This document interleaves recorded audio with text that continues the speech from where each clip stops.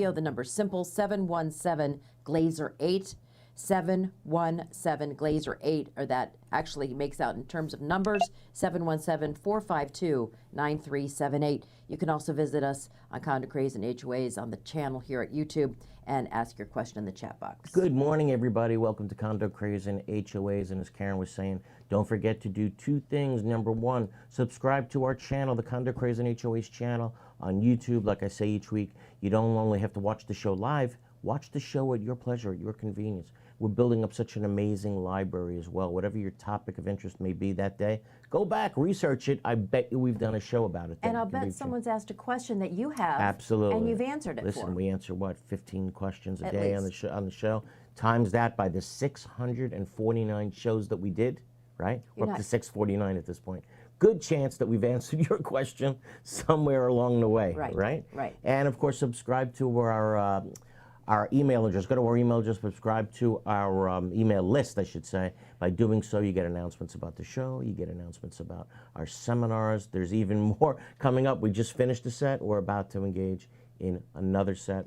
Announcements about the new law. Wow, are we going to talk about some new laws this morning?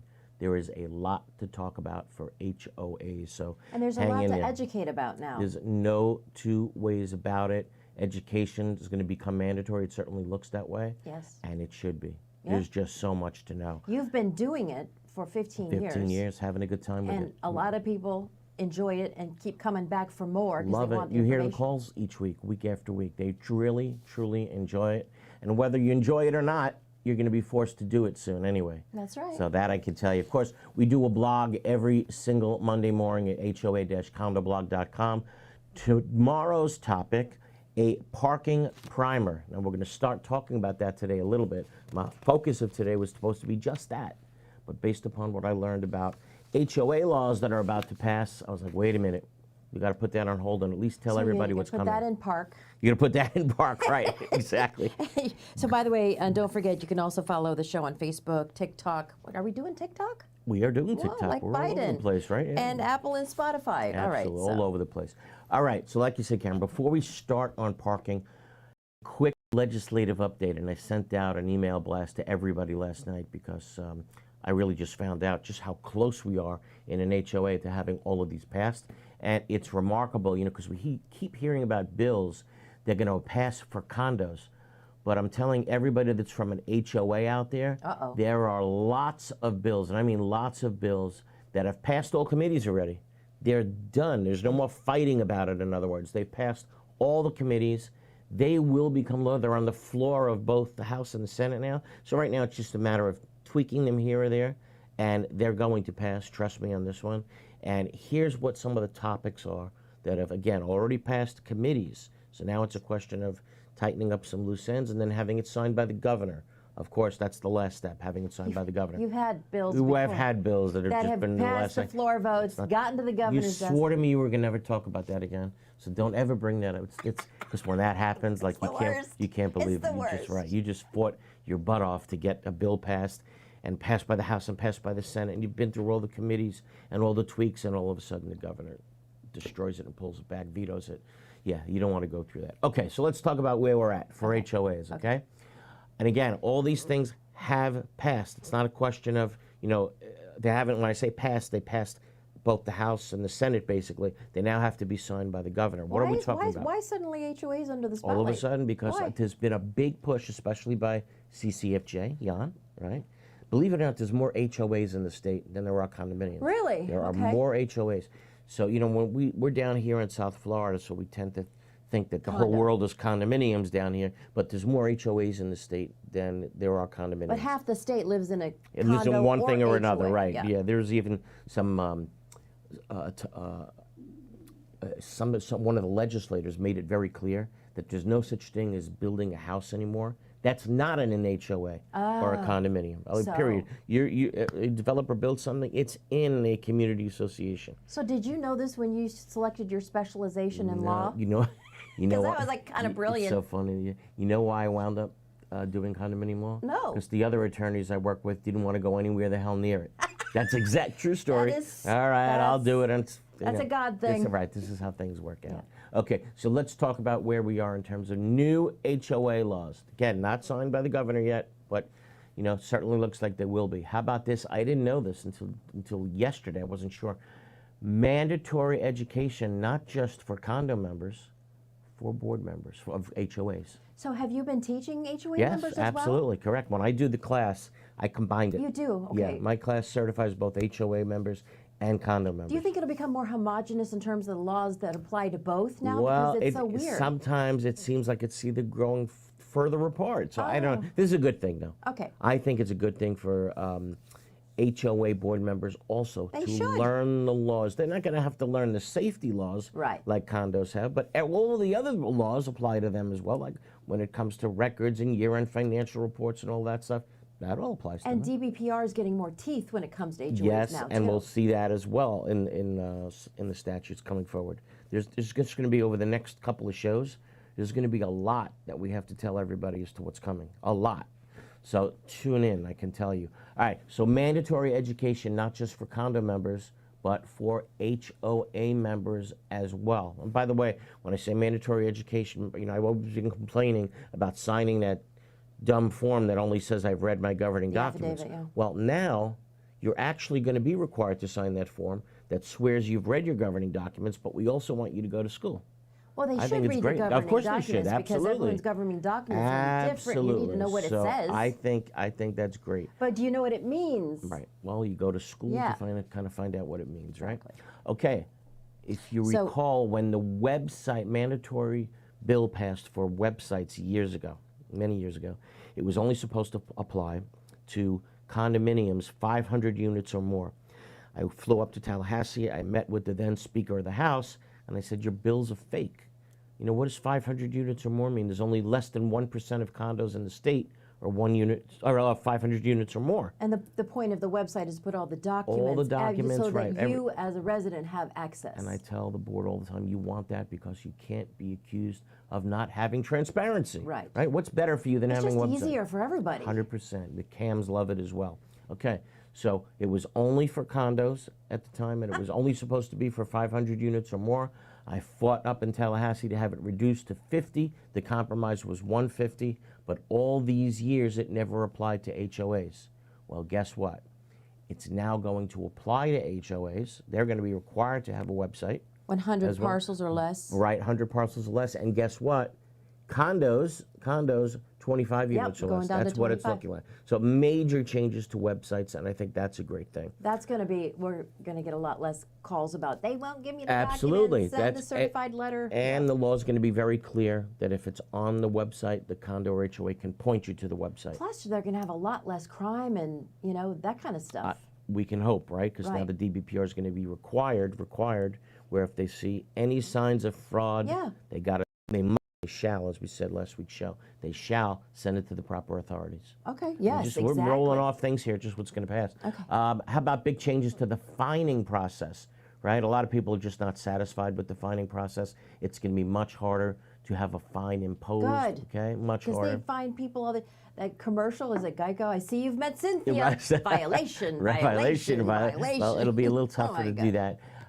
That bill that I was asked to draw up regarding installation of a generator. Oh, yes. Right, so people live in an HOA. They live in a beautiful house. Yeah. You know, you would think they can certainly have the. You have one. Yeah, I have one. Maybe they want to install a generator. So if the lights go out, Right. at least they have a power generator there. Many HOA boards said, nope, we're not going to allow it. Well, you've got the propane tank in the ground. I got a 500-gallon propane tank. I'm coming to your house. Right, that's in the ground. You have to see how it's done. There's companies out there that just know how to do it and get it done. They send in one team to do the digging, one team to put the tank in the ground, one team to fill it up with the propane, one team to run the wires from the tank to the generator, another team to install it. Wow. It's amazing how they do this. And each step of the way, it's got to pass inspection by Right. the local building official. Okay, well right? then the HOA doesn't have to worry about you blowing up the neighborhood. Correct. Because correct. you have inspection. Although of all times, like we say, timing is bad sometimes. In the news last week, a firefighter got killed when a 500-gallon propane tank blew up and killed him. believe it or Florida? not. In Florida. Oh. Yeah. So, but that'll be allowed, again, if you pass certain guidelines, like can you put it in the space that's you're least likely to see it.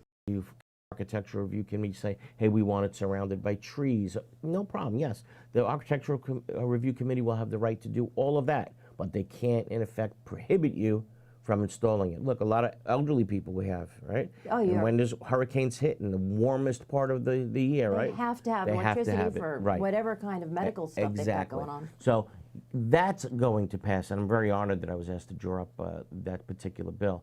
How about criminal penalties for destroying records of the association? Wow. Yes, you have to show that they were doing it to cover up evidence of another crime. But they have to keep them for 7 years? 7 years, same thing. HOA, condo, like you said, the law's getting closer.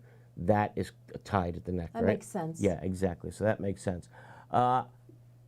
Condos had this law for many years. No debit cards for the association, right? No debit cards. For the board. For the board members, right? And now HOAs will have the same law. Okay. No debit cards for board members. You know why that law came to pass? Because a board member was using the debit card for cash at the Hard Rock. Yes, Okay? I remember that Right? case. So that put a stop to the debit cards. Whoa. Okay, no more of that. How about this? When owners in an HOA want to do something to change the appearance of their home, they have to go typically in front of what's called an architectural review committee, right? And oftentimes they lose, right? And you're stuck. There's really nothing you can do. Now you will have a right to appeal the decision of the architectural review committee if you lose. HOAs are going to be required to establish a whole new group of people to hear that appeal. What? So you appeal it to HGTV or what? Yeah, right. No, I think they'd approve everyone. But you now have to, you have a right to appeal the That's decision nice. So it's not a to final yet decision. another body. Okay. But the only problem with that is getting someone involved, right? Getting that body of people to come forward and volunteer. I see. So hopefully you can get volunteers for that. And how about this one? A fine, in an HOA, a fine was allowed to become a lien on the unit once it got to $1,000 or more. Okay, a fine could become a lien. Now it's a little different. A fine can only become a lien if it's at least 1% of the value of the property. Oh, gosh. It has to be at least 1%. The idea was, hey, we don't want to give somebody a fine for $500. They get into a fight with the board, and all of a sudden they put the garbage can out on the wrong day. And this, you hear this testimony at the Senate and House meetings. We don't want somebody having a fine in their house for $500 because they didn't put the garbage out timely, and then they get liened on and they get foreclosed on for $500. It's got to be a meaningful fine, so we want it for at least 1% of the value of their home. Their value of a typical home down here is, let's say, $400,000 or $500,000. The fine has to be at least $4,000 to $5,000. Okay, and so but condos, they put a fine and a foreclosure follows immediately. No, not for a fine. You can't foreclose in a Okay. condo. Okay. So the fine sits there, Okay. and typically it's paid off at the closing. Ah. Yeah, typically in a condo. Big difference between the two. Okay. You said, statutes that are different. There's a big one. Yeah. Then in a condo, you can't foreclose on someone for a fine. It can never become a lien. But you can HOA foreclose can if they're not paying the their- assessments. that's the assessment. Right. That's for it. both That's of them. what you I was can. thinking. Exactly. Okay. Where else? There's a lot. This is all for HOAs. A lot's going Amazing. on. If a violation is found by the board, how about this? But it's been cured. Okay. By the time it gets to the fining committee cannot keep that fine in place. Okay. In other words, they cured it, leave them alone. Okay. There's something about that I like. I don't want somebody, If lose. it's been if it's cured, been, if it's been why cured. continue Exactly. on? Right. Exactly right. Beating a dead horse. Of course. So that's where we're at right now. So, just like- amazing amount of new laws that have been So passed. amazing for HOAs. And just like condos, this turned out to be a bombshell year for HOAs. A bombshell. Yeah, this turned out to be an incredible year. To be honest, I really thought that between the last 2 years, since Surfside, there's no question that the focus of the legislature, much of the focus, has been on community associations. And I really thought this year, after 2 years of so many bills being passed, in terms of safety especially, Right. I thought this was going to be the year, okay, we focused on you guys for a long period of time. We're going to take a step back and focus on some other things. But that didn't happen. They're still locked on, zeroed in on community associations in Florida. And I think it's good because a lot of these things needed to be addressed over many, many years by now. And I thought maybe the legislature was going to get tired of just focusing on community associations. And I think the thinking was, no, we started down this road. Let's get everything fixed, and maybe then we'll put it on the back burner. It needed to be done. But it's amazing how much time, really, you got to say thanks to the legislature. They put an amazing amount of time in for our community associations over the last few years. Like the laws or not, regardless of whether or not you like the laws, the amount of time that the legislature has put in on community association bills over the last 2-3 years, incredible. Before that, though, it was like the Wild West. Yes, yeah. I don't know how you were even. Yeah, it was difficult to get things passed. If not impossible. Advocate for these people. You'd have to go up there with, even if you had a lobbyist at your side, nothing was getting done. Well, the developers were controlling everything too. No question, no question. And a lot of that came to a halt. And you realize that when now you have to disclose all the mandatory reserves. And developers took a shot. No question, developers took a shot. They don't run the rodeo up there anymore, but definitely not over the last few years. And that's a good thing. So we were going to get into parking today. We're not. Now we're going in reverse. We're going in reverse. I thought it was more important than to talk about all the other things that are coming due for HOAs. So maybe if people have any questions on that, now's the time. Although they didn't pass yet, they will. If you live in an HOA, I think a lot of these things you're going to agree are good things. But like always, let us know what you think. Time to take your calls. 717-GLAZER-8 again, 717-GLAZER-8, 717-452-9378, or drop us a question in the chat box, the Condo Craze and HOA's chat box on YouTube. We will be back right here. Very large management companies, and there are very small management companies. And I think Affinity sits somewhere in the middle of that, where they are big enough to provide you with all of the back of the house services, the accounting, the infrastructure, the support systems, but small enough to be high touch. We believe at Affinity that we do the 9 to 5 so that you don't have to do that.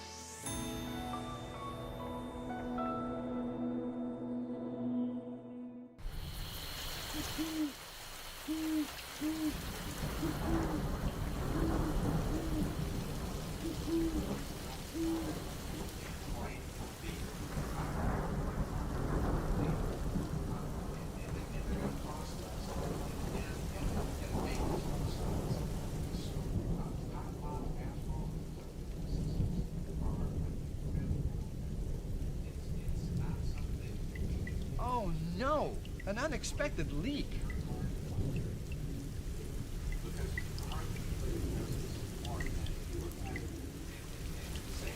Jay, you know that's no way to solve a roof problem. Call Best Roofing. We solve roof problems. We are DMI Paving and Seal Coating, Florida's parking lot experts. We specialize in asphalt paving and repair, including pothole repair, seal coating using JC7 or polytar, concrete curbs, ramps, and walkways, and striping and pavement marking, as well as ADA compliance. We service commercial properties, including homeowners associations, apartment communities, shopping malls, warehouses, stadiums and arenas, and more. Experience is worth more than anything in an industry like ours, and our staff has decades of it. We have specialized equipment for any job, regardless of size, saving you time and money. DMI has a reputable history. We have been in business since 1956. We serve the state of Florida from 6 locations.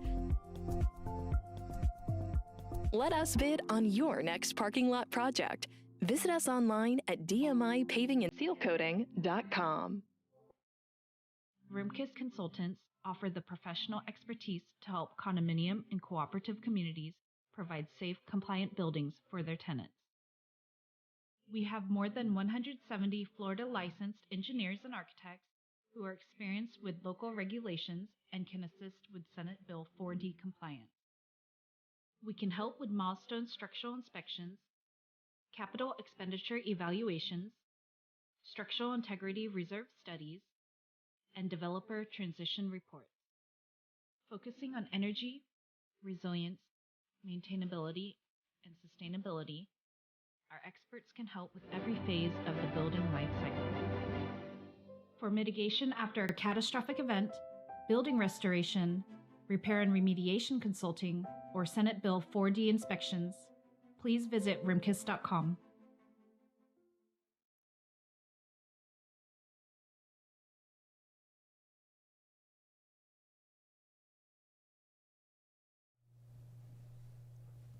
Welcome back to Condo Craze and HOAs here on our YouTube channel of the same name. Karen Curtis with attorney Eric Glazer. We're ready to answer all your questions. The chat box is full. We have tons of people on the phone, so let's get to it. All right, who do we got? Who's the first caller? Robert. Let's start with Sean calling in from, let's see, where is this? Clearwater. Hey, Sean. Hang on, let's try again. How are you, Sean? Hey, how's it going? All right. I'm doing great. How are you doing, Eric? Good. Okay, pretty good. What's going on? I just wanted to check. I was always under the impression that the website requirement was for 150 units or greater, and now what we're saying it's for 100 units or less for HOA. No. Just the opposite. All we're doing is it dropped down. The number dropped down from 150 to 100. But only for HOA. HOA's never had the obligation to do a website. So now it's not going to be for 150, it's going to be for 100 homes or more. Now you will have an obligation to have it. Okay? Okay, because your email ledger that you sent out, you actually said it applied for 100 units or less. Oh, okay. I don't... Is that what it said? Take a look and see, because that was what was confusing, because I would say, why would it apply for less people instead of the masses? I don't know. One of us were drinking last night. I know it wasn't me, so I'm going with you. We wouldn't send out that. No chance. Yeah. All right. Go ahead. So to be clear, hold up. Wait, Sean. Can the IRS tax? Okay. Sean, hang out. Easy, buddy. So just to be clear to everybody, it's going to be 100, if you're a HOA community, 100 homes or more, you're going to have a website. Now, it looks like what's happening for condos, 25 units or more, you're going to have a website. That makes sense? 25 units or more in a condo, 100 homes or more in an HOA, you're going to have a website. Now, let's say the legislature passes 100 homes or more must have a website. Let's say that's what happens, right? Does that mean an HOA with less than 100 homes cannot have a website? That's not what it means. If I'm in an HOA, I got to tell you, if I'm at a HOA with 90 homes, 80 homes, 70 homes, why not have a website? What's the harm in having it? Very cheap to have, not that expensive to maintain, certainly inexpensive to set up. I think it's a great idea to have it. That's all I'm suggesting. And that's why these new laws are coming forward, right? Because it is a good law. Okay? All right, what else you got, Sean? No, I think it's an awesome idea. Can the IRS consider moving money from a reserve category into general operating funds taxable income? I can't imagine how. I don't answer questions that should be answered by an accountant. That's not really in my ballpark to answer. But again, at the end of the year, as long as you're not actually making a profit and you use that monies as an offset against future assessments, then I can't see how it's taxable. But that's something you got to talk to accountants about. Okay? Thanks for the call, Sean. Okay. Who else we got? Thanks, guys. You got it. Let's go to Barry. Oh, Barry. Hey, Barry. Yeah. Hi, Karen. Hi, Eric. How are you? Good morning. How are you? Good. The HOA mandatory education bill's a mess. Really? It's not very well drafted, and it's a complete mess. And here's why. Let's say there's 250,000 HOA board members. That's about how many there are. Yeah. And 50,000 of them are new members that are going to be elected after June 30th of this year. Right.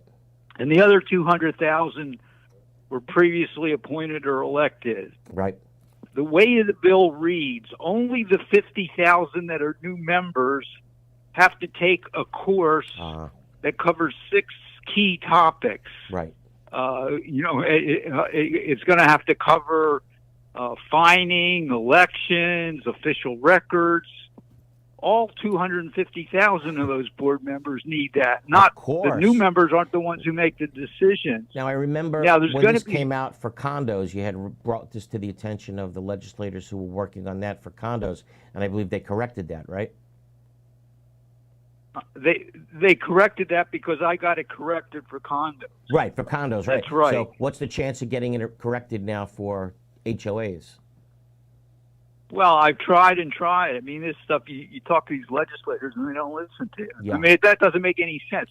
So what they'll come back and tell you is there's a continuing education requirement of either 4 or 8 hours for all members. Right. But that doesn't mean you have to take these key courses. You could take a course on, insurance or dealing with, the unit owners or whatever. They don't have to. These are basic courses that all 250,000 need. Yeah. Why did they think just 50,000 of the 250,000 needs it? This is why I love my course, because it covers instead of breaking things out in like 3 one-hour courses, we really try to cover so much in 3 hours, where a lot of the time you don't need a separate course, you know?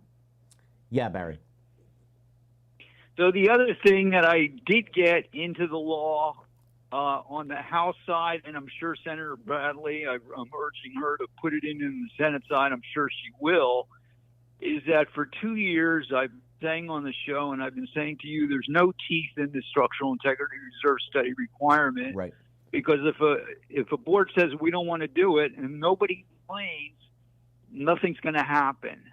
Now the House bill added a provision that I recommended that says within 45 days after you prepare the SIRS, you have to send that to the division, to the DBPR. Right.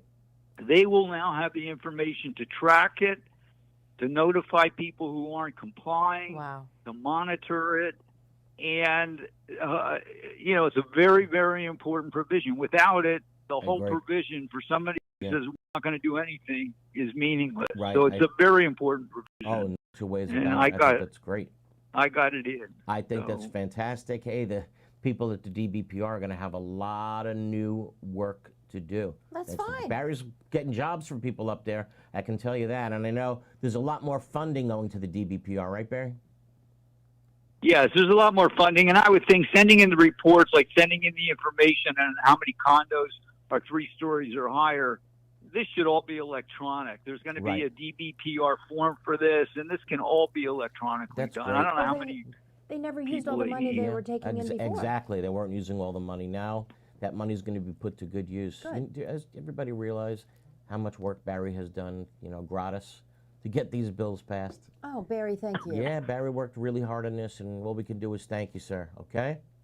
Like always. Barry's on vacation. Barry's on vacation in Austin, calling you up. Nice. Really? Barry. Austin, very liberal town. Yeah. True story, I get off the plane once in Texas, and I was in Austin, and I say to my friend, wow, we're in Bush country now, it's just going back. I thought, because I'm in Texas. And the Bushes were popular at the time, so I say, we're in Bush country. Oh, I see what you meant. A woman says it, a woman hears me say it, and she got so frustrated, infuriated with me, came over to me and make it a point. She said, no, we're not. We're not in Bush territory now. You're in Austin. We're progressive here. Oh, excuse me. Like, okay, sorry you overheard me. But yeah, she got very offended with the fact that I said Bush country, so I ain't going to Austin. You have a great time though, Barry, okay? Thank you so much. Thank you. You Great. do well. Great. All right, let's go back to the board for a second. Okay. David wants to know, can I put the generator on the balcony? 500 gallon? Let's find out where David lives and get somebody over to his house really fast. Yeah, especially in like a Category 5 hurricane. No, I'm going with a no on that one, David. People are writing in, I'll tell you that they truly, truly enjoyed the class. And I am very, very appreciative. Deborah writes in, yes, mandatory education for all. Vidal writes in, your class was the best. Loved it, and I learned a lot. I'll tell you something. I appreciate that so much. When this bill passes, and I thought this was a road Barry was going to go down as well. When this bill passes, think about the number of directors, unfortunately, who took the easy way out. Yep, and they know nothing. I mean, there's no question in my mind, unfortunately, that there's many more directors that opted to stay home and not take a class than opted to take a class. I would guess it's probably not even close, unfortunately. So now think about the thousands and thousands and thousands of directors who are going to now have to go take a class. I mean, sure, there's going to be classes that are offered on the internet and stuff like that. Don't do that. Do not do that. But can you imagine being on a board where you didn't take the class and the disparity in terms of knowledge? Between you and other board members that have. I've read the docs and that's it. We hear that all the time from people who are on boards that took the class. They are so frustrated with their fellow board members, especially, let's say you have a 7-member board and it's a 4 against 3 most of the time. And these 3 are educated. These 3 took the class. And they tell me Thank God. the 4 who are in power are doing everything wrong, and these 3 are powerless. Oh my! And these 3, look, we took the class. We know how things are supposed to be done. These 4 don't want to take the class. They're violating the law, and these 3 feel so frustrated. But now these 4 are going to have to take the class, and it's fantastic as far as I'm concerned. But I'll tell you what's going to be tough: finding enough people to teach all these classes. But I think. Can you deputize me? Yeah, right. I think if I'm asked to, we could teach a lot more than we do. Yes. We teach. Someone's asking about Miami-Dade. When are you in Miami-Dade again? I don't think we have anything scheduled for Miami-Dade, but obviously there's going to be a need for so much more teaching. That's what I love, and we'll figure out how we're going to do that in the future. But let's take our bottom break of the hour. Taking your call, 717-452-9378, 717-452-9378. We'll be back right after this. The future of fiber is here. QXC Communications is a fiber network engineering firm based in Boca Raton. We build fiber networks that deliver high-speed internet, Wi-Fi, HDTV, and voice services, primarily to Florida's condominium communities.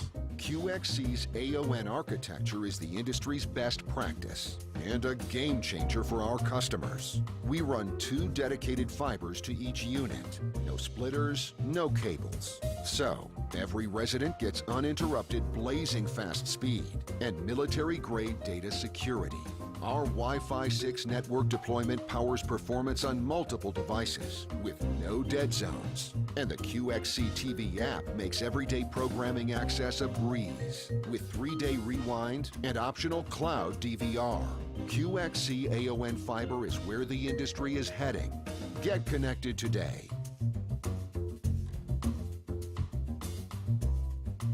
Is your condominium or HOA in need of accounting services? Look no further. Gerstel, Rosen & Goldenberg is one of South Florida's largest accounting and auditing firms, as recognized by the South Florida Business Journal, and is one of the few accounting firms uniquely specialized to provide accounting services to their growing condominium and homeowner association clientele throughout Florida. With primary offices in Aventura and Boca Raton, satellite offices in Naples and Orlando, and a professional staff of 65, Gerstel, Rosen & Goldenberg is prepared to meet the needs of any condominium or HOA in the state. The professionals at Gerstel, Rosen & Goldenberg also have experience working with timeshares, cooperatives, hotel condominiums, mixed-use buildings, and ancillary operations like restaurants, spas, and country clubs. Put their 25 years experience in your corner. Gerstel, Rosen & Goldenberg, 305-937-0116. That's 305-937-0116 or grgcpa.com. Someday, you will need insurance. And for that day, you'll be glad you wrote down Insurco Insurance and Financial Services. Why? Because Insurco virtually insures everything. They're a full-line insurance agency that'll put together the best possible coverage and premium for almost anything. Need homeowners or condo insurance? Call Insurco. Need auto or motorcycle insurance? Call Insurco. How about golf cart insurance or trailer and RV insurance? Just call Insurco for a free quote. They're open every day. From renters insurance, officers and directors insurance, insurance and personal liability umbrellas to all types of business insurance, boat insurance, cancer policies, life, health, and annuities. All you need is InsureCo. Get a free quote. They service Dade, Broward, and Palm Beach. Speak English and Spanish. InsureCo Insurance and Financial Services. It's the only name you need. Office at 14401 West Sunrise Boulevard in Sunrise, inside Edmore Chevrolet. Call 954-846-1206. 954-846-1206. That's 954-846-1206. All over the world, people have plumbing problems. These problems can be expensive and destructive to fix. Have you ever wondered if there was a way to take care of your plumbing problems without destruction and an outrageous price tag? Welcome to Pipelining Technologies, Inc., where we specialize in fixing your problems without demolition and minimum cutting by means of pipelining. Pipelining is the ability to take a pipe damaged by root intrusion or long-term deterioration and make it new by means of inserting an epoxy-saturated liner into the pipe and allowing it to harden or cure, leaving behind a brand new pipe. That sounds great. How can I get pipelining in my home, commercial building, or condominium? Simply fill out our online contact form and a pipelining representative will get in touch with you in a timely fashion, or call us directly at 561-853-5463.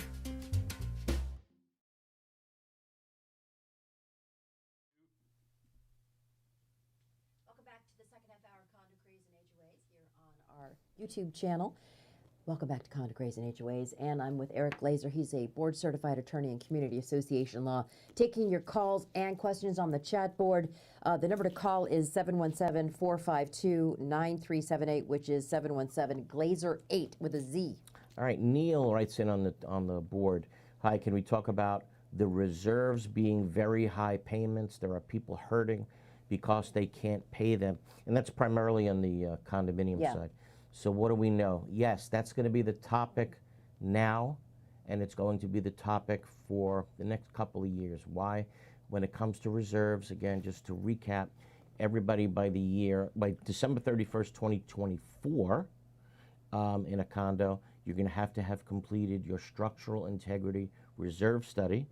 For the year 2025, the members of the Florida Bar are taking the position that you could waive it for 2025, the funding of it, and then starting January 1st, 2026, your reserves, and again, this applies to buildings 3 stories or taller, again, 3 stories or taller, you have to fully fund your structural integrity reserve study. And that is going to be a lot of money for those of you who have not funded your reserves before.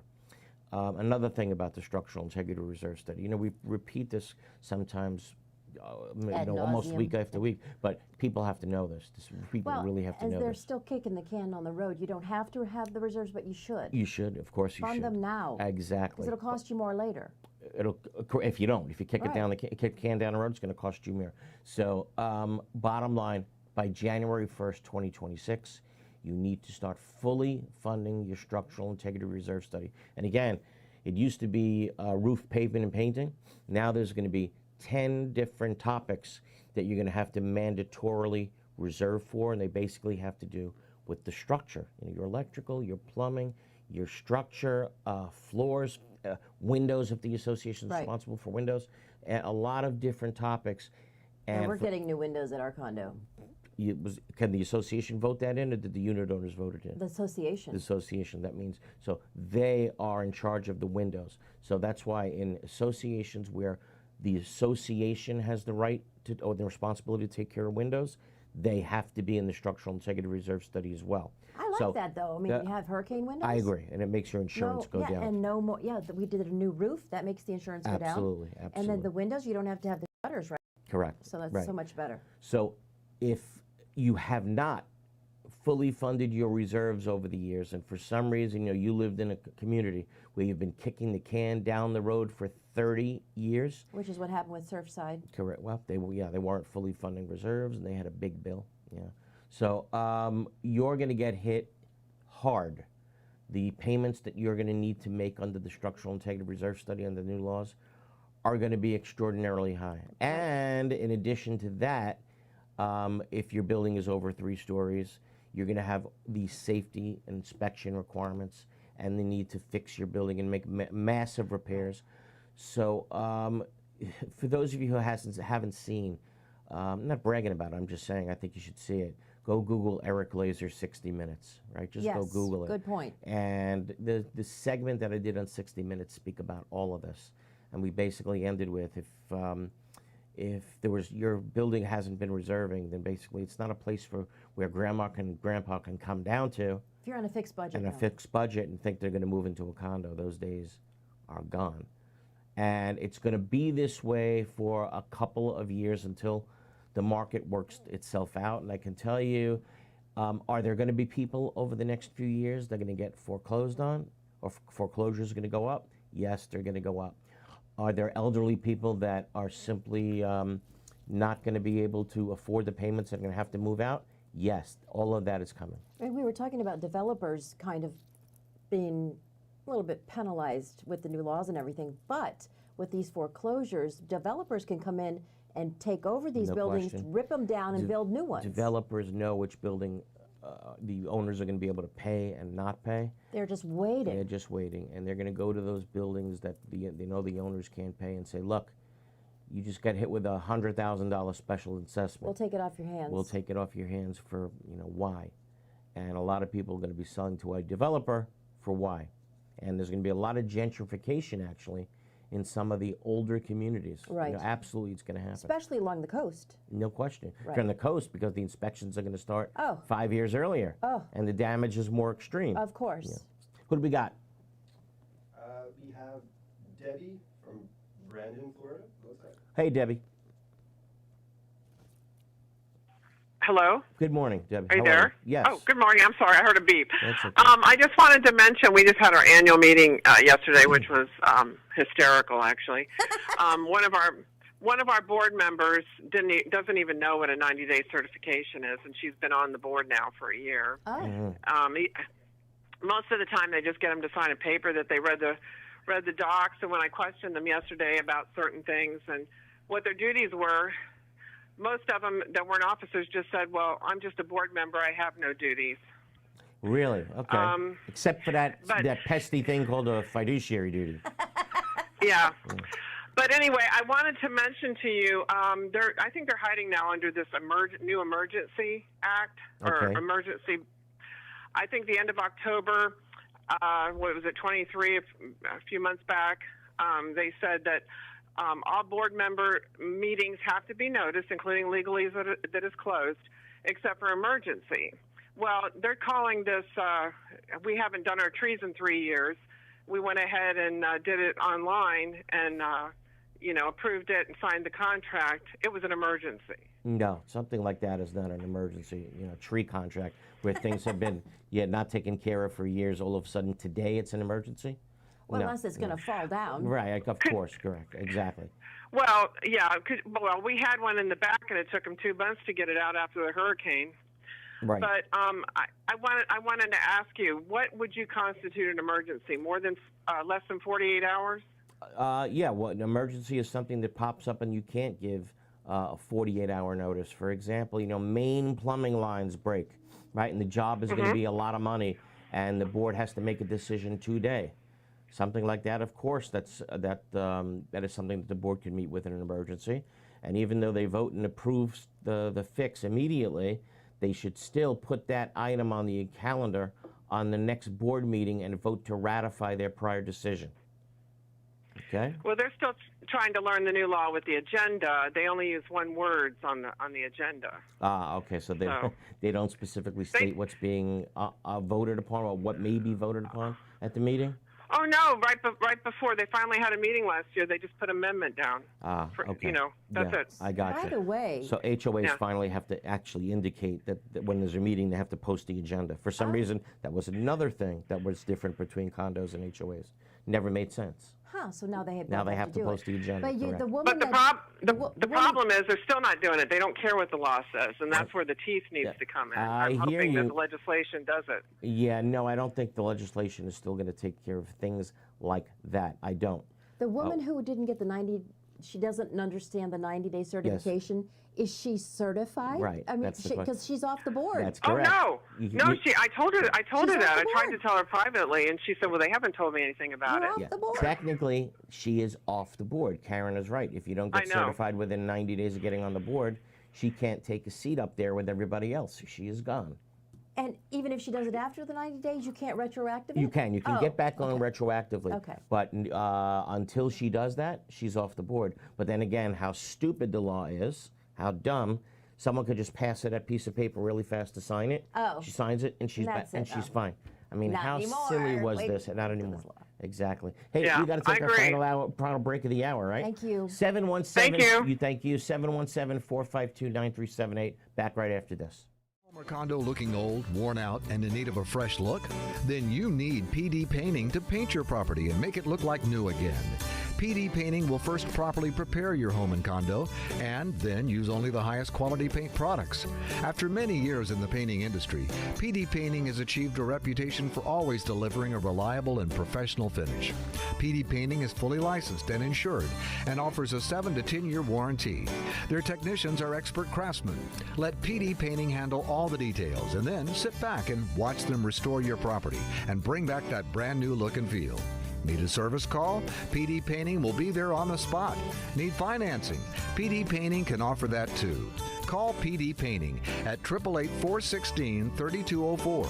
Again, that's 888-416-3204. Go to the website pdpaintinginc.com. Need painting done in your home and community? Contact the experts at PD Painting. This message is for anyone who has taken on the important responsibility of becoming an officer or director in a homeowner or condominium association. It is also for the management companies who work closely with these caring people to make sure things are done the right way. Hello, I'm Gil Pomar, South Florida Regional President for Center State Bank, now the second largest bank based in Florida. Our bank, Center State Bank, has an amazing team of professionals who are exclusively dedicated to the homeowner and condo association market. Your job is not easy. There are repairs and new projects that need financing. There are legal and social issues that need to be understood. There are also technology and servicing issues that your residents want to be improved. Why not choose a bank that knows this business backward and forward? Why not have a local banker who will meet with you face to face whenever it is convenient for you or your board? Center State Bank has over 2,000 associations as customers for a reason. Please give us a chance to earn your business. Call Terry Russo at 954-633-1666 to make it happen. Center State Bank is an equal housing lender and a member of the FDIC. Need an insurance evaluation, audit, or quotation for your condo association or homeowners association? If so, then you need to speak with our insurance experts at Mack & Waltz. We insure over 800 associations, and we are the clear leader in this marketplace. Mack & Waltz has been in business since 1989. We write insurance on billions of dollars of property values. We are an independent insurance agency representing insurance companies which specialize in condo and HOA insurance. The staff at Mack & Waltz works closely with board members and property managers and regularly attends association meetings to help educate the association about their insurance policies. To learn more about how Mack & Waltz can save you money and improve your insurance program, call now 954-640-6225 and ask for Greg Waltz. 954-640-6225. Mack & Waltz Insurance Group. Let us protect your association.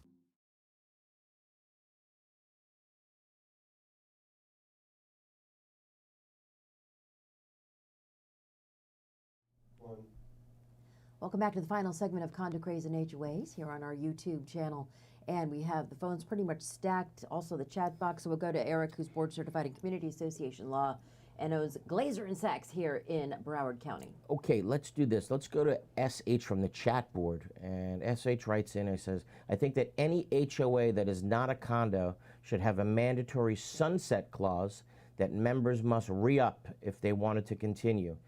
Now, what SH needs to know, and what every person living in an HOA, yeah, he wants it. In other words, if people don't vote to continue it, it should go away as an HOA.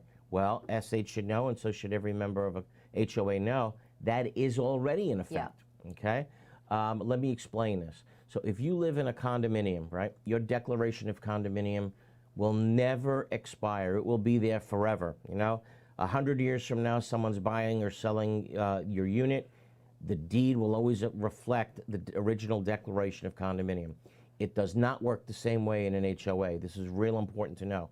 In an HOA, your governing documents expire if they're not properly preserved within 30 years. And you may be in an HOA, think you're in an HOA, and you're and not. it's not. And this has happened, okay? So if you don't properly preserve your governing documents, they are gone. All of a sudden, you don't live in an HOA that exists. You don't live in an HOA with any rules or regulations. You don't live in an HOA that has an obligation for its members to pay assessments each month any longer. Paint your door Everything purple. is gone, right? You do whatever you want. And there's a very interesting case out of the 4th District Court of Appeal, which covers Broward and Palm Beach, and it says that where an attorney pursued collection actions against people in an HOA, but she knew that the documents had expired, right? And she was sued under the Fair Debt Collections Act. Wow. Right, and the court does not dismiss this case. It allowed it to go as a collection violation against the attorney.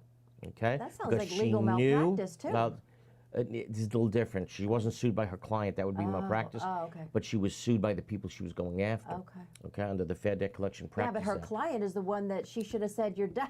Yeah, the deck. Right, doctor, exactly. right? It's another question, right? It's If so she many things. knew right? it- Should your attorney keep track Yes. of when your 30-year documents are going to expire? Should your management company? Of course. I think the answer is yes. Okay. So again, in an HOA, you had documents expiring all around the state. This was like an epidemic because a lot of the state of Florida was built 30, 35 years ago. So all of a sudden, documents are expiring. So this became such a problem that the Florida legislature passed a law a few years ago that says, okay, HOAs, we got to wake you up. So at your very first meeting after your annual meeting, you have to have on the agenda the status of your governing documents. Perfect. Where are they? How old are they? Do we have to revitalize them? Do we have to preserve them? Where are we at? And how do you preserve them? Okay, so preserving, they made it very easy. Basically, they have a statute. If you follow the contents of that statute, what it said, put where is the property located? What is the legal description of the county? What document do you want to preserve? And there's like 10 things that you put on a slip of paper. You file it in the county where your property is located. For $10, you just preserved your documents for another 30 years. You don't have to have a vote of No, the homeowners. to keep it before it doesn't expire, no vote necessary. Okay. If you want to preserve it. But let's say you blow the 30-year deadline. Okay. Now you screwed up. Now your documents are gone. How do you bring them back to life? You have to revitalize them. Now that is a lot harder. A lot harder. So a lot of you in an HOA, you live in 1,000 home communities, right? So now out of these 1,000 homes, 501 have to vote in favor of bringing the documents back. Majority plus one. Revitalizing them, correct. And guess what? They don't. A lot of people love when they live in a community with no rules, no regulations, and no obligation to pay assessments. They got their cars out on blocks. Right. Okay. They so, put their propane tanks on their balcony. Yeah, right. Right. So this is sometimes difficult to get the 501. You got to send a copy of the documents that you want revitalized to everybody. And if, let's say you're lucky enough to have a meeting with proxies, they vote, and you get 501. Now you have to send those documents out to the Department of Economic Opportunity. Oh my gosh. They have to review everything you did, and when we do it, we send out like a block of papers like this in a binder. They review it. If you did it right, you're waiting for that magic letter to come back that says, congratulations, you did it right. If you did it right, you can record the documents in the property where you're, in the county where your property is located. You have now revitalized them, okay? But now what? You have to send another copy of the recorded documents to everybody in the community. Now, think of just what the photocopy costs are. Yeah. Think of what the postage costs are. Think of what the attorney's fees costs are to do all this right. So you took what was a $10 process by preserving them, $10 to preserve them, and you turned it into a $10,000 process. And so education of these HOA board members would allow them to key. know this. That is key. And it's free. And it's free. And it's key for them to know this. If there's one law that HOA members have to know, this one. This is the law. Okay, now let's go back to the phones. Oh, we're going to... Okay, let's go to Joy. She's calling from Atlanta. Hey, Joy. Hey, guys. Hey, how are you? Hello? Yes. Good, how are you? Okay, what's up, Joy? Yeah. Yeah, so we just moved to Florida 6 months ago in Pinellas County. Great. And our previous president told us that we were a two-story association. We were built as a single-family townhome, like connected to other townhomes with a shared roof. And we are trying to see how we determine if we need to do the study or not. I listened to your previous videos, and I think like our situation is a little bit weird because the Pinellas, the property taxes says that we're 3 stories, but all of our insurance documents say that we are 2 stories. Okay, so what makes you a 3-story property? Is there parking on level 1? They're townhomes. So there is no garage. It's like a carport you pull Okay. into. So they said that they measure stories by height, the county, and not by actual stories. So you're 3-story. So I super can tell weird you, situation. Yeah, perhaps unfortunately for you, I guess that's how you look at it. You probably will be required to go through the structural integrity reserve study if there's 3 stories where someone can live, 3 stories where someone can sleep. To me, that makes it 3 No, stories. but there's a parking garage and then 2 stories, right? Is it no? Is there parking in 2 stories, or there's 3 levels where people could actually live? Well, there's like a split level, so I don't know if that actually counts. What counts as a level? Like the structure is really strange. Right, but it's listed as a 3-story on the property appraiser's office. On the property taxes. On the property taxes, taxes, yeah, yeah, so it's 3 property stories. appraiser. So I think it's going to be tough to argue that it's not, but its ultimate decision is going to be up to your building official. The building official will make that call. So I don't know how to answer you. I would call them and try to get an answer in advance. Call the building department. Yeah. Okay? That makes sense. And then, yeah, another question regarding that too. Some of the previous people dug out under their carport to make little like rooms without permits, and so did the previous president. Without permits. And ours is not like that. Is that something that the HOA is going to be responsible for? Like if we do have to do the study? Because people dug out an area of their property and it turned it into a 3-story? There is no study. Yeah, wait. Yeah, like basically it's on pilings. First of all, Karen raised a does good that make question. sense? Wait, hold on. Are you living in an HOA or a condominium? Sorry, a condominium. A condominium, so it still applies to you. Okay. So people dug out a portion of their properties and made it into a livable story. Is that what you're telling me? Yeah, well, they dug out like under the carport, their stand, it's on pilings, and they turned it into like an outdoor living room, like hangout place. Yeah, without, well, like, they permit. might have just buried themselves, and now it's 3 stories of living. Then I think, yeah, they're going to be responsible to do the study. No question in my mind. By the way, kind of makes me think about another topic for those of you who are listening from Dade and Broward. Okay. You have 67 counties in Florida? Yeah. 65 basically operate on their own. According to the new state laws, it's all about height. But in Dade and Broward County, it's not about height. It's about square footage. I think in Broward County, roughly, if your buildings are 3,000 square feet, one building is 3,000 square feet, but it's a condominium building, 3,000 square feet. And the height doesn't matter. Even if it's 1 story, 3,000 square feet, you're going through the mandatory inspections, yes. Dade County, I think it's 1,500 to 2,000 square feet. You can be 1 story, but once you hit a certain amount of square footage, in Dade and Broward, height does not matter. Square footage does, okay? So really important to know. Hey, let's go out with a call from Thailand, is it?